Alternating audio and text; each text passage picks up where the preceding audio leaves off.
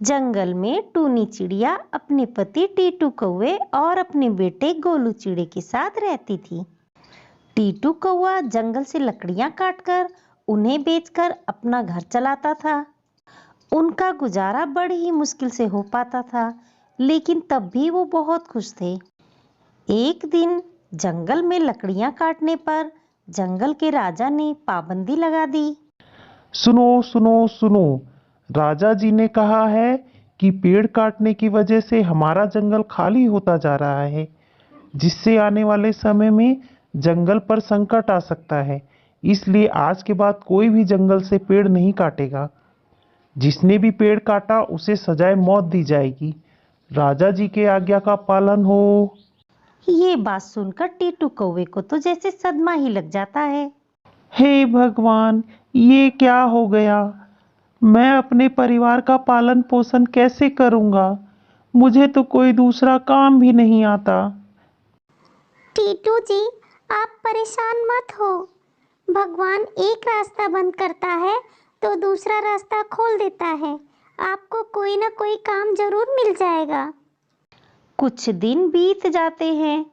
टीटू कौवा भोलू चील के यहाँ मजदूरी करने लगता है, लेकिन भोलू चील बहुत ही कंजूस था। वो टीटू को उसकी मेहनत के बहुत कम पैसे देता था। ये लो टूनी, आज की मजदूरी। अरे बस इतने से पैसे? इतने में क्या होगा जी? इन पैसों से तो एक वक्त का खाना भी नहीं बन पाएगा। तो क्या करूं? मैं दिन भर मेहनत तो करता हूं ना। मेरा सेठ बहुत कंजूस है, वो इतना ही देगा। मुझे कोई और काम ढूंढना पड़ेगा। कुछ दिन ऐसे ही बीत जाते हैं। एक दिन टीटू कौवा अपने घर वापस आ रहा था, तो उसे रास्ते में एक आम पड़ा मिलता है।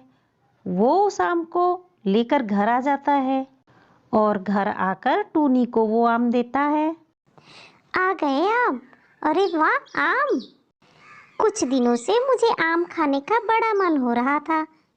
ये मुझे रास्ते में पड़ा मिला। मुझे बहुत भूख लगी है। मैं इस आम के 3 टुकड़े कर देती हूँ।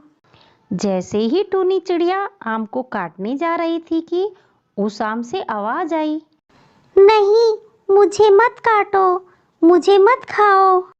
तुम्हें जो चाहिए मैं वो तुम्हें दे दूंगा, लेकिन मुझे मत खाओ। ये सुन टूनी चिड़िया और टीटू कौवा डर जाते हैं कि आम ऐसे कैसे बोल सकता है। टीटू कौवे ने बड़ी हिम्मत करके उस आम से कहा कि क्या? लेकिन हम तुम्हें खाएंगे नहीं, तो फिर क्या खाएं? हमें भूख लगी है। मैं आपके लिए ढेर सारी खाने की चीजें दे सकता हूँ। उस आम ने जादू से ढेर सारी चीजें उनके लिए खाने के लिए ला दी। क्या तुम जादुई आम हो? उस आम से कोई आवाज नहीं आई। उस दिन सभी ने भरपेट खाना खाया और उस आम को एक टोकरी में अच्छे से रख दिया। अगले दिन फिर उन्होंने उससे खाना मांगा तो आम ने कुछ नहीं दिया। कई बार कहा, फिर टीटू ने गुस्से से कहा, टूनी, इस आम के टुकड़े करो। मुझे बहुत भूख लगी है, मुझे इसे खाना है। नहीं नहीं, मुझे मत काटो, मुझे मत खाओ। तुम्हें जो चाहिए मैं वो सब दे सकता हूँ, लेकिन मुझे मत खाओ। क्या तुम हमारे लिए ढेर सारा अनाज दे सकते हो? हाँ, मैं दे सकता हूँ।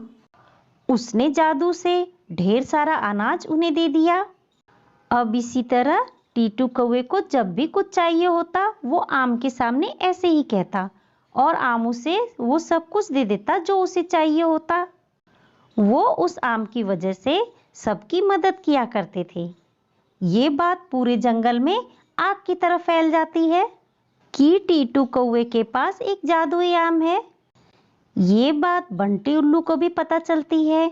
बंटी उल्लू वैसे भी टीटू कौवे से बहुत चिढ़ता था और ये बात जानकर उसने सोचा कि ये आम तो मेरे पास होना चाहिए। उसने उस आम को चोरी करने का प्लान बनाया। उस टीटू कौवे के पास जादुई आम है, वो आम मुझे चाहिए।